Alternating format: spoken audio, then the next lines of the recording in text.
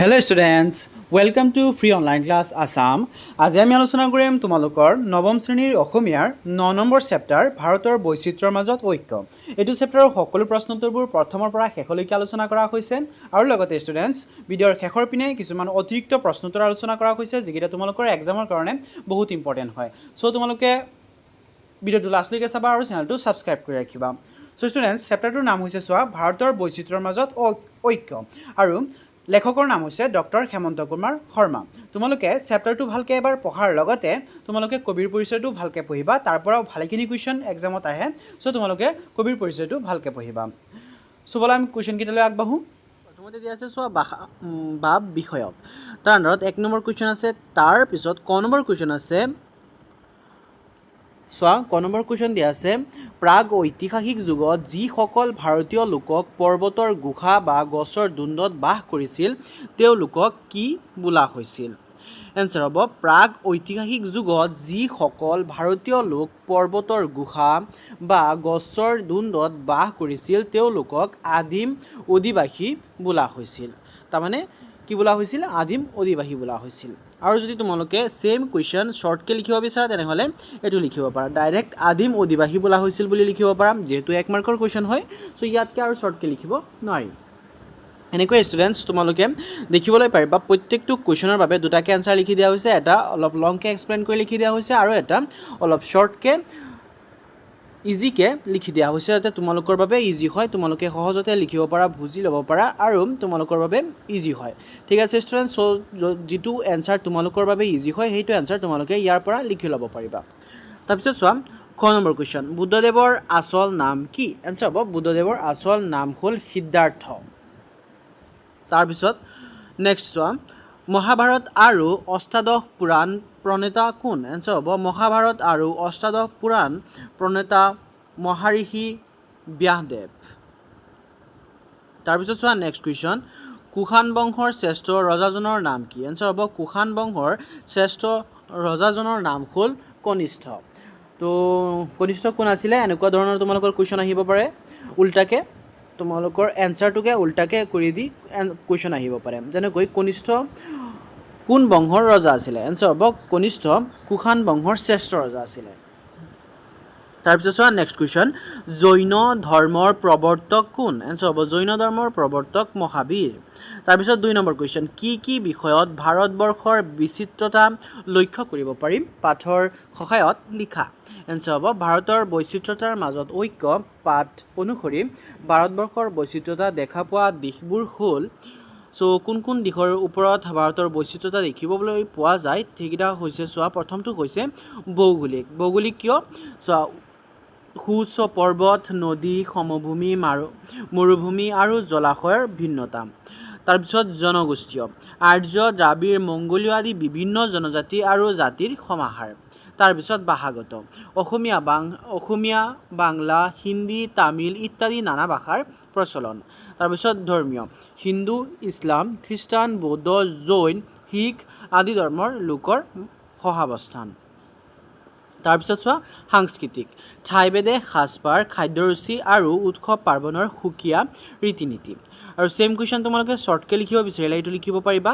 চোৱা ভাৰতৰ বৈচিত্ৰ্যৰ মাজত ঐক্য পাঠৰ অনুসৰি ভাৰতৰ মূল বৈচিত্ৰ্যসমূহ হ'ল, প্ৰথমটো হৈছে ভৌগোলিক। ভৌগোলিক দিশৰ পৰা বৈচিত্ৰ্য দেখিবলৈ গ'লে কি কি দেখিবলৈ পোৱা যায়? বিভিন্ন ধৰণৰ পৰ্বত, নদী, সমভূমি আৰু মৰুভূমিৰ পাৰ্থক্য। তাৰপিছত দ্বিতীয়তে জনগোষ্ঠীয়, আৰ্য, দ্ৰাবিড়, মংগোলীয় আদিৰ সমাহাৰ দেখিবলৈ পোৱা যায়। আৰু তৃতীয়তে আছে ভাষাগত, অসমীয়া, হিন্দী, তামিল আদি নানা ভাষা দেখিবলৈ পোৱা যায়। আৰু তাৰপিছত আছে ধৰ্মীয়। ধৰ্মীয় হৈছে হিন্দু, ইছলাম, খ্ৰীষ্টান, বৌদ্ধ আদি ধৰ্মৰ মিছা। ঠিক আছে। তাৰপিছত চোৱা 5 নম্বৰ, সাংস্কৃতিক দিশৰ পৰাও বেলেগ বেলেগ দেখিবলৈ পোৱা যায়, যেনেকৈ আহাৰ, সাজপাৰ আৰু উৎসৱ পাৰ্বণৰ ভিন্নতা। তাৰপিছত চোৱা নেক্সট 3 নম্বৰ, ভাৰতবৰ্ষৰ ভৌগোলিক অৱস্থান কি কাৰণে বৈচিত্ৰ্যপূৰ্ণ বুলি কোৱা হৈছে? লিখা। এনচাৰ হ'ব ভাৰতবৰ্ষৰ ভৌগোলিক অৱস্থান বৈচিত্ৰ্যপূৰ্ণ হোৱাৰ মূল কাৰণসমূহ হ'ল, কাৰণকেইটা কি হ'ব চোৱা, তলত দিয়া আছে। 1 নম্বৰ কাৰণ হৈছে ভূ প্ৰকৃতি, উত্তৰে সুউচ্চ পৰ্বত, দক্ষিণে সাগৰ, এফালে সমভূমি আৰু আনফালে মালভূমি বা দ্বীপ। তাৰপিছত জলবায়ু, দ্বিতীয়তে হৈছে জলবায়ু, এফালে প্ৰচণ্ড গৰম আৰু আনফালে অতিপাত শীত। তাৰপিছত তৃতীয়তে আছে বৃষ্টিপাত, এফালে ধাৰাসাৰ বৰষুণ আৰু আনফালে শুকান মৰুভূমি। সেম কুৱেশ্যন তোমালোকে আৰু শ্বৰ্টকৈ যদি লিখিব বিচাৰা তেনেহ'লে তোমালোকে এইটো লিখিব পাৰা। ছেমেই কুৱেশ্যন হয়, ছেমকৈ লিখি দিয়া হৈছে, অলপ বেলেগকৈ লিখি দিছোঁ, সেইটো অলপ বেলেগকৈ লিখি দিয়া হৈছে, এইটো অলপ বেলেগকৈ লিখি দিয়া হৈছে। এটা অলপ লং হ'ব পাৰে, এটা অলপ শ্বৰ্ট হ'ব পাৰে। চ' যিটো তোমালোকৰ বাবে ইজি হয়, যিটো তোমালোকে পঢ়ি তোমালোকৰ বাবে ভাল লগা হয়, যে তোমালোকে ভাল লাগিছে কোনটো এনচাৰ, সেইটো তোমালোকে লিখি ল'বা। চ' এনচাৰটো হ'ব চোৱা, ভাৰতবৰ্ষত এফালে সুউচ্চ পৰ্বত, সুগভীৰ সাগৰ, সমভূমি, মালভূমি আৰু মৰুভূমি আছে, আনফালে প্ৰচণ্ড গৰম, অতিপাত শীত আৰু বৈচিত্ৰ্যপূৰ্ণ জলবায়ু দেখা যায়। এনে বিপৰীতমুখী ভূ-প্ৰাকৃতিক আৰু বতৰৰ বাবে ভাৰতৰ ভৌগোলিক অৱস্থান বৈচিত্ৰ্যপূৰ্ণ। তাৰপিছত নেক্সট কুৱেশ্যন চোৱা, 4 নম্বৰ, আৰ্যসকল ভাৰতলৈ অহাৰ পাছত পৃথিৱীৰ বিভিন্ন ঠাইৰ পৰা ইয়ালৈ অহা মানুহৰ সোঁতৰ বিষয়ে চমুকৈ বৰ্ণনা কৰা। চ' প্ৰথমতে আৰ্যসকল আহিছিলে, আৰ্যসকলৰ পিছত ভাৰতলৈ অহা বিভিন্ন জাতিৰ বিভিন্ন ঠাইৰ মানুহৰ বিষয়ে লিখিব দিছে। এনচাৰ হ'ব চোৱা, আৰ্যসকল অহাৰ পিছত ইউৰোপ আৰু এছিয়াৰ বিভিন্ন ঠাইৰ পৰা বহুতো পৰাক্ৰমী বিদেশী জাতি ভাৰতলৈ আহে আৰু ইয়াতে ৰাজ্য স্থাপন কৰে। এইসকলৰ ভিতৰত শক, কুশান, পাঠান, মোগল, পৰ্তুগীজ, ইংৰাজ, ফৰাচী আদি প্ৰধান। এই বিদেশীসকলৰ সৰহভাগেই ভাৰতবৰ্ষক নিজৰ দেশ হিচাপে আঁকোৱালি লৈ ইয়াৰ মানুহৰ লগত নিজকে মিলাই পেলায়। তাৰপিছত চোৱা, ছেম কুৱেশ্যন, শ্বৰ্টকৈ লিখিব বিচাৰিলে তোমালোকে এইটো লিখিব পাৰা। আৰ্যসকলৰ পিছত এছিয়া আৰু ইউৰোপৰ পৰা শক, কুশান, পাঠান, মোগল, পৰ্তুগীজ, ইংৰাজ আৰু ফৰাচী আদি পৰাক্ৰমী জাতি ভাৰতলৈ আহে। তেওঁলোকৰ সৰহভাগেই ইয়াতে স্থায়ীভাৱে থাকি ভাৰতীয় সংস্কৃতিৰ লগত নিজকে মিহলাই পেলায়। তাৰপিছত চোৱা, 5 নম্বৰ কুৱেশ্যন, ভাৰতৰ বিভিন্ন অঞ্চলৰ মানুহৰ মাজত থকা খাদ্য প্ৰকৰণৰ বিষয়ে লিখা। এনচাৰ হ'ব, ভাৰতৰ খাদ্য প্ৰকৰণৰ মূল পাৰ্থক্যসমূহ হ'ল, প্ৰথম পাৰ্থক্যটো হৈছে চোৱা, প্ৰধান আহাৰ। পূব আৰু দক্ষিণ ভাৰতীয়ৰ প্ৰধান খাদ্য ভাত, কিন্তু উত্তৰ, মধ্য আৰু পশ্চিম ভাৰতত ৰুটি। তাৰপিছত দ্বিতীয়তে চোৱা, আমিষ নিৰামিষ। পূব ভাৰতৰ লোকসকল প্ৰায়ে আমিষভোজী, আনহাতে উত্তৰ, দক্ষিণ আৰু পশ্চিম ভাৰতৰ বহু লোক নিৰামিষভোজী। ছেম কুৱেশ্যন তোমালোকে শ্বৰ্টকৈ লিখিলে এইটো লিখিবা, ভাৰতৰ পূব আৰু দক্ষিণ অঞ্চলৰ লোকসকলৰ প্ৰধান খাদ্য ভাত, আনহাতে উত্তৰ, পশ্চিম ভাৰতৰ লোকসকলৰ প্ৰধান আহাৰ ৰুটি। ইয়াৰ উপৰি পূব ভাৰতৰ মানুহৰ প্ৰায়ে আমিষভোজী হোৱাৰ বিপৰীতে উত্তৰ, দক্ষিণ আৰু পশ্চিম ভাৰতৰ বহু লোক নিৰামিষভোজী। তাৰপিছত চোৱা, 6 নম্বৰ কুৱেশ্যন, ভাৰতৰ বিভিন্ন ঠাইৰ মানুহৰ সাজপাৰৰ বিষয়ে পাঠত উল্লেখ থকাৰ দৰে চমুকৈ বৰ্ণনা কৰা। এনচাৰ হ'ব, ভাৰতৰ বৈচিত্ৰ্যৰ মাজত ঐক্য পাঠ অনুসৰি ভাৰতীয় লোকসকলৰ সাজপাৰ মূল বৈচিত্ৰ্যসমূহ হ'ল, প্ৰথমটো হৈছে পুৰুষৰ সাজপাৰ। পুৰুষৰ সাজপাৰৰ ভিতৰত কি বৈচিত্ৰ্য দেখিবলৈ পোৱা যায় চোৱা, পূব ভাৰতৰ পুৰুষে পুণ্ড মাৰি চুৰিয়া পিন্ধে, কিন্তু দক্ষিণ ভাৰতত লুঙিৰ দৰে চুৰিয়া পিন্ধা দেখা যায়, আনহাতে উত্তৰ ভাৰতত পায়জামা আৰু সম্প্ৰতি পেণ্টৰ প্ৰচলন অধিক। তাৰপিছত চোৱা, মহিলাৰ সাজপাৰৰ ভিতৰত কি দেখিবলৈ পোৱা যায়, কি বিচিত্ৰতা দেখিবলৈ পোৱা যায়। ভাৰতীয় তিৰোতাৰ প্ৰধান সাজ শাৰী যদিও অসমীয়া তিৰোতাই মেখেলা চাদৰ আৰু উত্তৰ ভাৰতৰ তিৰোতাসকলে চুৰিয়া পায়জামা পৰিধান কৰে। ছেম কুৱেশ্যন তোমালোকে যদি ওপৰতো নিলিখা তোমালোকে এইটো এনচাৰ লিখিব পাৰা। ভাৰতৰ পূব দিশৰ পুৰুষসকলে পুণ্ড মাৰি চুৰিয়া পিন্ধাৰ বিপৰীতে দক্ষিণত লুঙিৰ দৰে চুৰিয়া আৰু উত্তৰ ভাৰতত পায়জামা বা পেণ্টৰ প্ৰচলন অধিক, আনহাতে সমগ্ৰ ভাৰততে তিৰোতাসকলে সাধাৰণতে শাৰী পৰিধান কৰে যদিও অসমত মেখেলা চাদৰ আৰু উত্তৰ ভাৰতত চুৰিয়াৰ পায়জামা পিন্ধা দেখা যায়। তাৰপিছত চোৱা, নেক্সট কুৱেশ্যন, আৰ্যসকলৰ পাছত ভাৰতলৈ অহা দুটা বিদেশী জাতিৰ পৰিচয় দিয়া। চ' প্ৰথমতে ইয়াত কৈছে যে আৰ্যসকলৰ পাছত অহা তৃতীয় নম্বৰ আৰু চতুৰ্থ নম্বৰ। তাৰমানে ধৰি লোৱা আৰ্যসকল দ্বিতীয়তে এইটো নহয়, আৰ্যসকল প্ৰথমতে আহিছিল ধৰি লোৱা, তাৰপিছত দ্বিতীয়টো আৰু তৃতীয় এই দুটা বিদেশী জাতিৰ পৰিচয় দিব দিছে। এনচাৰ হ'ব চোৱা, আৰ্যসকলৰ পাছত ভাৰতবৰ্ষলৈ অহা দুটা বিদেশী জাতি আৰু তেওঁলোকৰ পৰিচয় তলত দিয়া হ'ল। প্ৰথমটো হৈছে মোগলসকল দক্ষিণ এছিয়াৰ এক পৰাক্ৰমী মুছলমান জাতি আছিল। 1526 চনত বাবৰে ভাৰতত মোগল সাম্ৰাজ্যৰ প্ৰতিষ্ঠা কৰে। তেওঁলোকে উত্তৰ আৰু মধ্য ভাৰতৰ বিস্তৃত অঞ্চল সামৰি নিজ ৰাজ্য বিস্তাৰ কৰিছিল। মোগলসকল স্থাপত্য, ভাস্কৰ্য আৰু চিত্ৰশিল্পৰ দিশত আগ্ৰহ আছিল, যাৰ উৎকৃষ্ট উদাহৰণ হৈছে তাজমহল। তাৰপিছত হৈছে ইংৰাজসকল। ইউৰোপৰ পৰা বাণিজ্য কৰাৰ উদ্দেশ্যে ভাৰতত অহা ইংৰাজসকলে পৰৱৰ্তী সময়ত সমগ্ৰ ভাৰতবৰ্ষত নিজৰ শাসন প্ৰতিষ্ঠা কৰে। তেওঁলোকে ভাৰতত আধুনিক শিক্ষা, যোগাযোগ আৰু প্ৰশাসনিক ব্যৱস্থাৰ সূচনা কৰিছিল।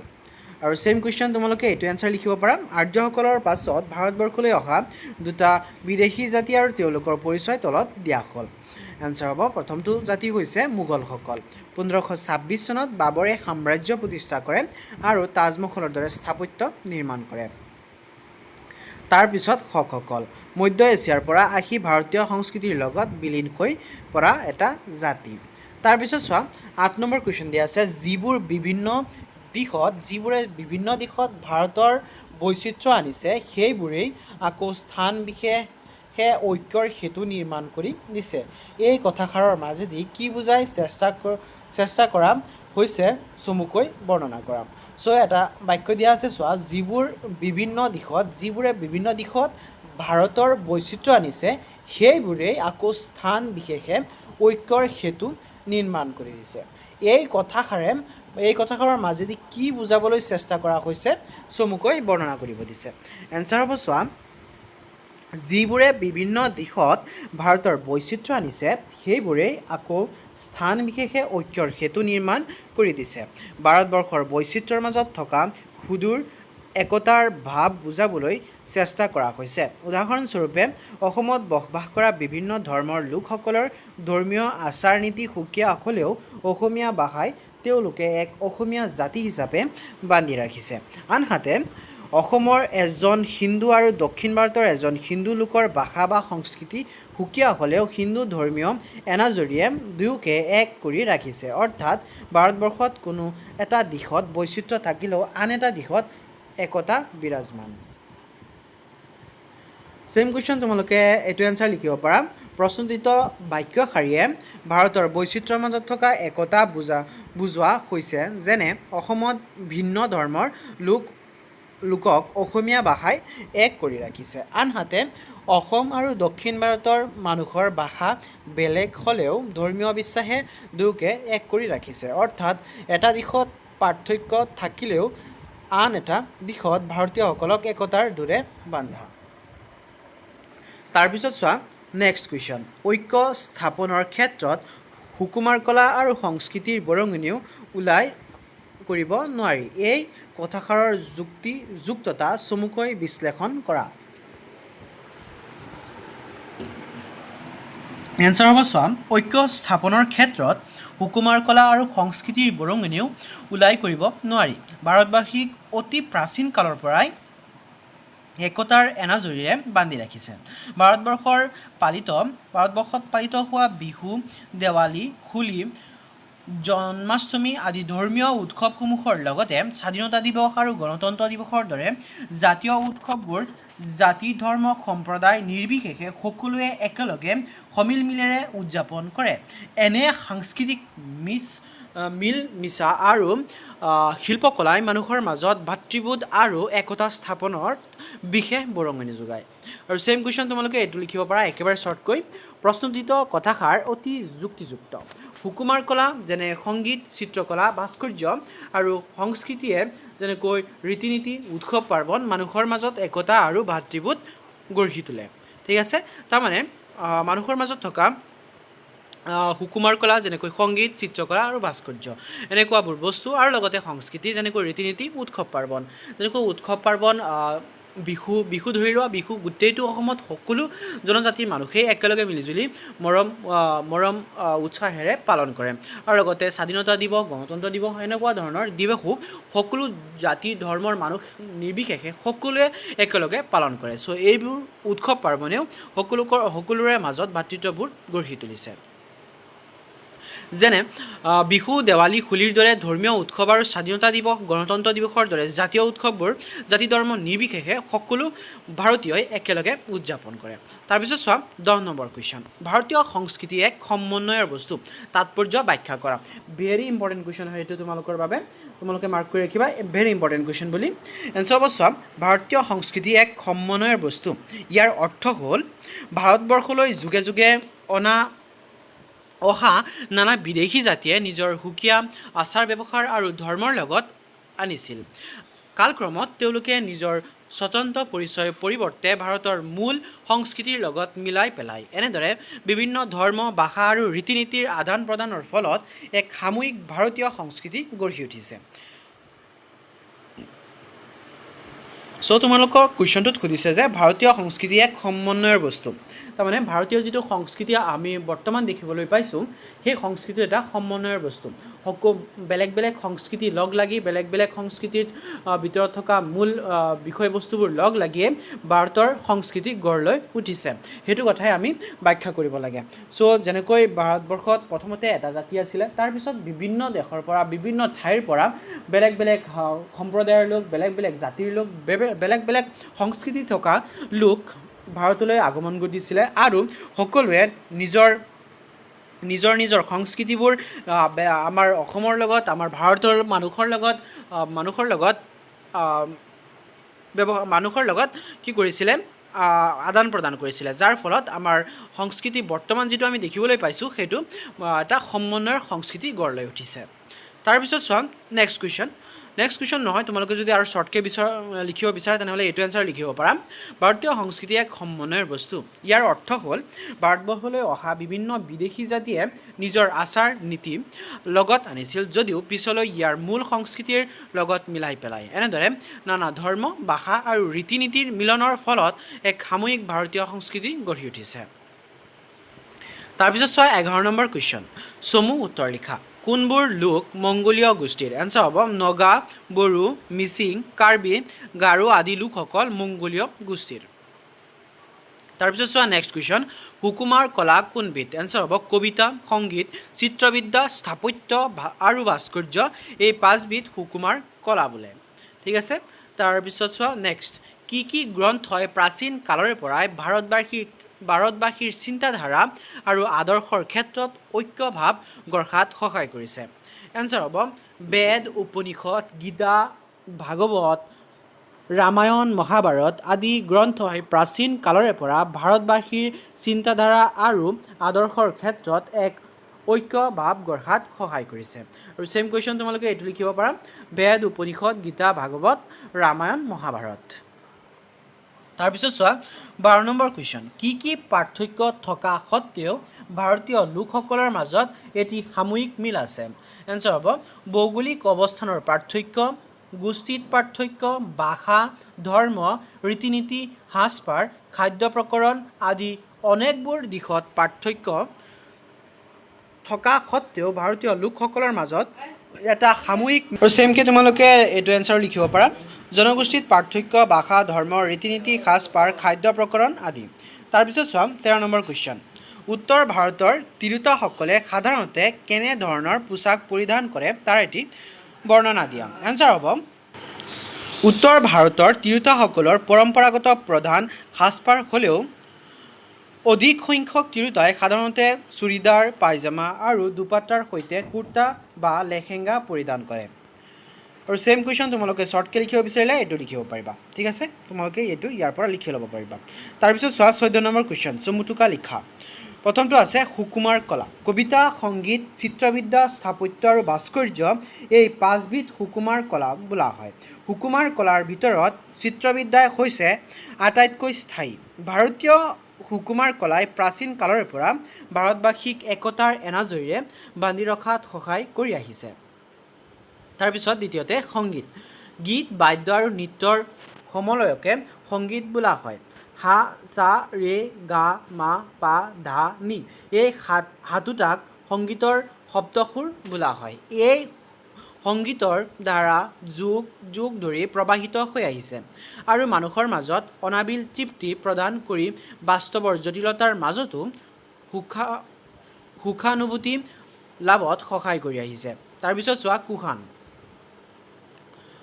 অতীজতে ভাৰতবৰ্ষলৈ প্ৰব্ৰজন ঘটা যাযাবৰী জাতি সকলৰ এটা বংশ হৈছে কুশান। এই লোকসকলে ভাৰতলৈ আহি যাযাবৰী অভ্যাস ত্যাগ কৰি অক্ষুণ নদীৰ পাৰত বাস কৰিবলৈ লয়। কুশান বংশৰ শ্ৰেষ্ঠ ৰজাজনৰ নাম হ'ল কনিষ্ক। তাৰপিছত চোৱা ব্যাসদেৱ আছিল এগৰাকী মহান ঋষি। তেওঁ মহাভাৰত আৰু অষ্টাদশ পুৰাণ প্ৰণেতা আৰু বেদ বিভাগকৰ্তা বুলি খ্যাত।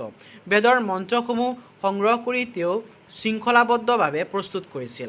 মহাঋষি ব্যাসদেৱৰ পৰাশৰৰ ঔৰসত অবিবাহিত কুমাৰীৰ সত্যাৱতীৰ সন্তান বুলি প্ৰবাদ আহিছে। তাৰপিছত চোৱা নেক্সট মক্কা আৰৱ দেশৰ ৰাজধানী আছিল। ই এখন প্ৰাচীন চহৰ। মক্কাত ইছলাম ধৰ্মৰ প্ৰৱৰ্তক হজৰত মুহাম্মদৰ জন্ম হৈছিল। সেয়ে ইছলাম ধৰ্মাৱলম্বী লোকসকলৰ বাবে মক্কা অতি পবিত্ৰ ঠাই। তাৰপিছত চোৱা বশিষ্ঠ আছিল ব্ৰহ্মাৰ মানস পুত্ৰ আৰু মন্ত্ৰদ্ৰষ্টা ঋষি আৰু সূৰ্য বংশৰ ৰজাসকলৰ কুল পুৰোহিত। গুৱাহাটী নগৰৰ দক্ষিণ ফালে পৰ্বতৰ কাণত বশিষ্ঠ মুনিৰ আশ্ৰম আছিল। এই ঠাইক বশিষ্ঠাশ্ৰম বোলা হয়।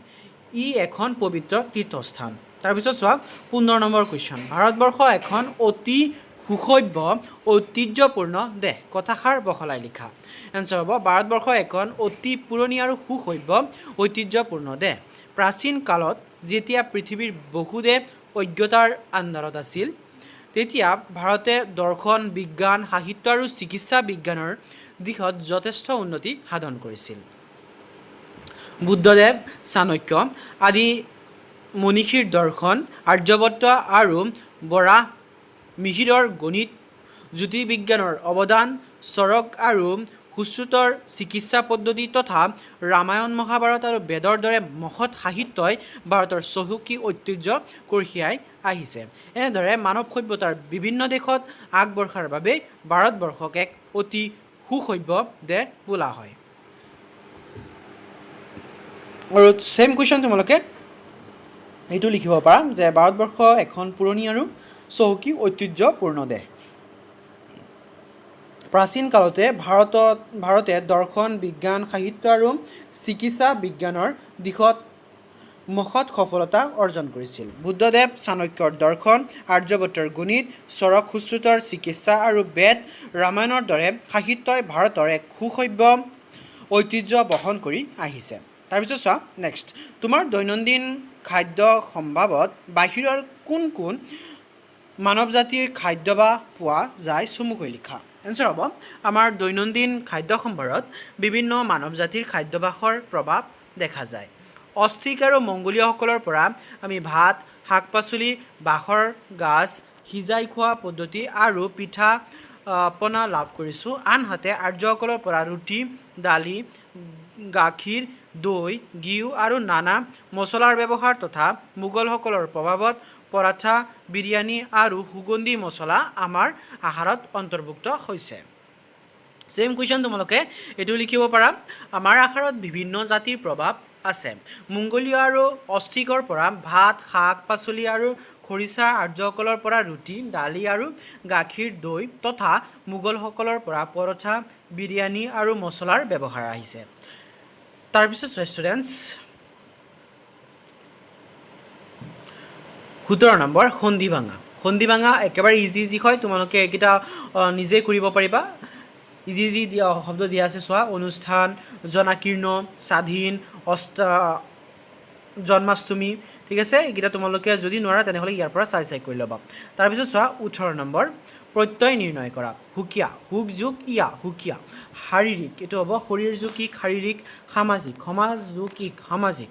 তাৰপিছত ভৌগোলিক, ভূগোল যোগ ই ভৌগোলিক তাৰপিছত ফুলনি ফুল যোগ অনি ফুলনি তাৰপিছত ভাৰতীয় ভাৰত যোগ ইয় ভাৰতীয় ফুলাম ফুল যোগ আম ফুলাম তাৰপিছত অবিনাশী অবিনা যোগ ই অবিনাশী তাৰপিছত বাল্মীকি বাল্মিক যোগ ই বাল্মীকি তাৰপিছত চোৱা 19 নম্বৰ দুটাকৈ সমাৰ্থক শব্দ লিখা সমাৰ্থক শব্দ মানে কি হয় একে অৰ্থ বুজোৱা শব্দ সো প্ৰথমটো দিয়া আছে চোৱা হেতু হেতু হ'ব কাৰণ নিমিত্তি তাৰপিছত পৃথিৱী ধৰণী বসুন্ধৰা তাৰপিছত গ্ৰন্থ কিতাপ বা পুথি তাৰপিছত মাতা জননী বা আই তাৰপিছত চোৱা বিপৰীত শব্দ লিখা বিপৰীত শব্দ লিখিব লাগে চোৱা পাৰ্থক্য কি হ'ব সাদৃশ্য তাৰপিছত ত্যাগ হ'ব ভোগ বৈচিত্ৰ্য ঐক্য প্ৰাচীন আধুনিক সো ষ্টুডেণ্টছ এইখিনিতে তোমালোকৰ এইটো চেপ্টাৰৰ সকলো প্ৰশ্নোত্তৰবোৰ শেষ হৈছে যদি ভিডিঅ'টো ভাল লাগিছে তেনেহ'লে লাইক কমেণ্ট শ্বেয়াৰ এটা কৰিবা আৰু চেনেলটো ছাবস্ক্ৰাইব কৰি ৰাখিবা